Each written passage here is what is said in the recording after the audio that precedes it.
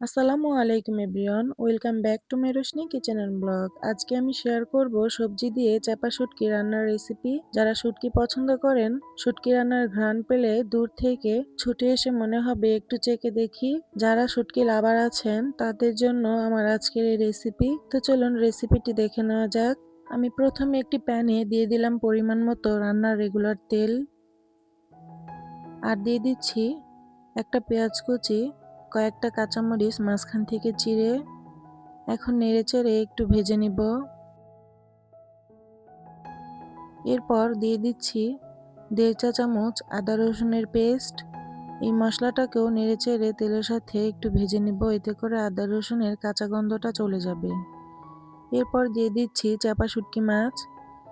শুটকি মাছটাকে আমি আগে থেকে কেটে কুসুম গরম পানি দিয়ে ভালোভাবে ধুয়ে নিয়েছি। শুটকিটাকেও একটু তেলের সাথে ভেজে নিব, এতে করে সুন্দর একটি ঘ্রাণ আসবে। ভেজে নেওয়া হয়ে গেলে দিয়ে দিলাম 1/2 চা চামচ লবণ, 1/2 চা চামচ হলুদের গুঁড়ো, 1/2 চা চামচ মরিচের গুঁড়ো আর 1/2 চা চামচ ধনিয়া গুঁড়ো। এখন এই মশলাটাকে শুটকির সাথে ভালোভাবে মিশিয়ে নিয়ে দিয়ে দিব সামান্য পরিমাণ পানি।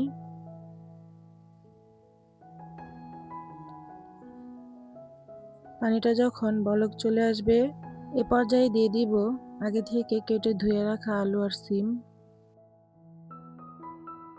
এখানে আপনারা শুটকি রান্নার জন্য যে কোনো সবজি নিতে পারেন। এরপর সবজিটাকে ভালোভাবে নেড়ে মিশিয়ে ঢাকনা দিয়ে ঢেকে কিছুক্ষণ কষিয়ে নিব। এখন ঢাকনাটা উঠিয়ে দিয়ে দিব আগে থেকে কেটে রাখা 2টা টমেটো। আমি আলু, সিম আর টমেটো দিয়ে শুটকিটা রান্না করে নিব। এখন ভালোভাবে টমেটোটাকে সিম আর আলুর সাথে নেড়েচেড়ে মিশিয়ে ঢাকনা দিয়ে ঢেকে কষিয়ে নিব। সবজিটা কষানো হয়ে গেছে, এ পর্যায়ে আর একটু নেড়ে দিয়ে দিচ্ছি ঝোলের জন্য পানি। আমি আর ঢাকনা দিব না, এখন এইভাবে রেখে ঝোলটাকে টানিয়ে রান্নাটি করে নিব। আমার রান্নাটি হয়ে এসেছে, এখন একটু নেড়েচেড়ে নামিয়ে নিব। আপনারাও বাসায় একবার এইভাবে শুটকিটি রান্না করে দেখতে পারেন, ইনশাল্লাহ খুবই সুস্বাদু হয় খেতে। আর আমার আজকের রেসিপিটি কেমন হয়েছে অবশ্যই কমেন্টে জানাবেন। আর রেসিপিটি ভালো লেগে থাকলে চ্যানেলটিকে সাবস্ক্রাইব করে লাইক শেয়ার করে পাশেই থাকবেন। আজকের মতো এখানে বিদায় নিচ্ছি। আল্লাহর রহমতে সবাই সুস্থ ও ভালো থাকুন। আল্লাহ হাফেজ।